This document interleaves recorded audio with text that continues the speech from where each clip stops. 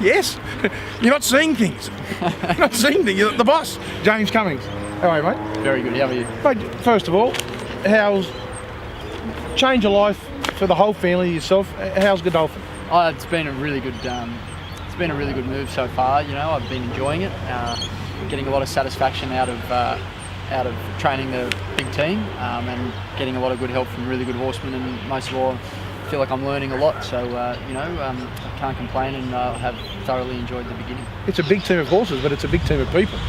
Yeah, and that's what helps make all these big. I mean, I'm not the only big stable in the country. There's one of about 5 or 6 really, and I think that there's no mistaking that the quality of people underneath the head trainers in all those stables are really what makes it tick, and I can see that for myself, you know, in action every day. Let's have a look at Saturday, because we're getting towards the spring. Well, first of all, you must have been wrapped with Hartnell. Oh, mate, I was delighted. You know, he's going to set a record as the only weight for age horse this season to carry 60 kilos and win. So 61, didn't he? 61 60. and a half? No, I think it was 60 officially. So spanner, a screwdriver.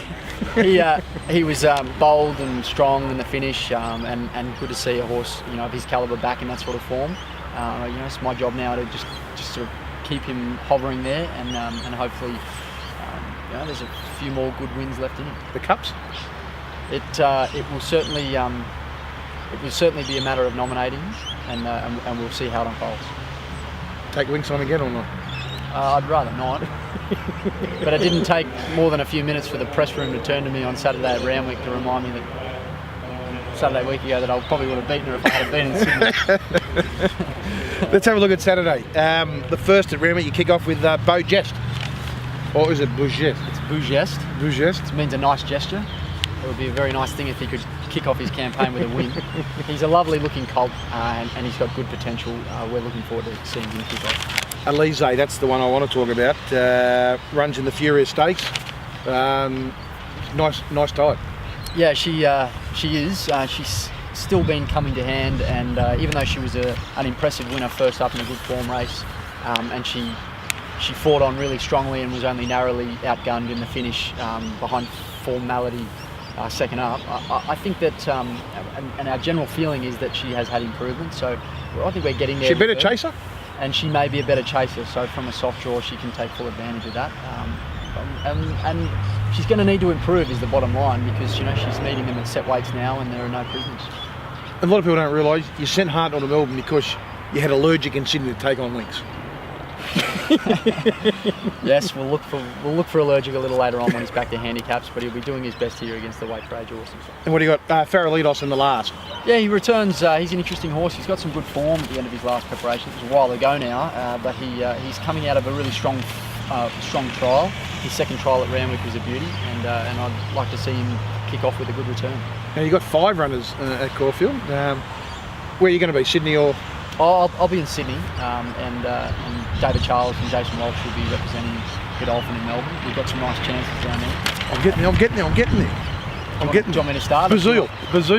You like that horse? I do love it. It did me a huge favour one day. I think Jeff Penzer might have been on it when it won. So he just lost his way at the end of last preparation, and the team made the decision to geld him. So this is his first run as a gelding. So will it be the making of him? Even though his trials have been, you know, only warming to the task late, I think some of these horses can run a little better than the market expects, and I wouldn't be surprised that he ran a big race, because we're certainly happy with it. Trekking runs in the McNeil.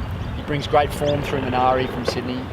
He galloped particularly well during the week, and he's a really interesting street cry colt that looks like he's going places. Tally, that's the other one. Tally's resumed with a strong run. Oh. It's been an unsung hero. You go back through its form, its form's terrific. He's run some great races as a 3-year-old. You know, he was a winning prep last time in, and you know, I think that the horse can produce a good run like he did first up. So I'd just be wary that he might have put in a lot there, but we're very happy with him in the lead up to his second up effort on Saturday, and I think that it's a good opportunity for him just to continue to sail along in good form as he gets closer to tougher races. Tarquin and is it Suchez? I think that'll do. That'll do in the last? Tarquin's first up. I'd be surprised if he could beat the stablemate. Yeah. And Suchez has got great second up form. Needs to improve a lot on what he did first up, but he was in a really tricky position, drawn wide in a fast race, in a good quality race against Vacant Magic. And up to 1400 metres, he can improve rapidly. He'll need to, but we've got a bit of time for him. Cummings Collect. There we go. I couldn't find one for a J for James. I have to go with a Cummings Collect. Okay. What's the number one? I think the most important horse for us, from the perspective of, look, I actually think from the perspective of the strength of the field, is probably Bojet. Pleasure. Good luck in the spring. Thank you. James Cummings, ladies and gentlemen. Good on you.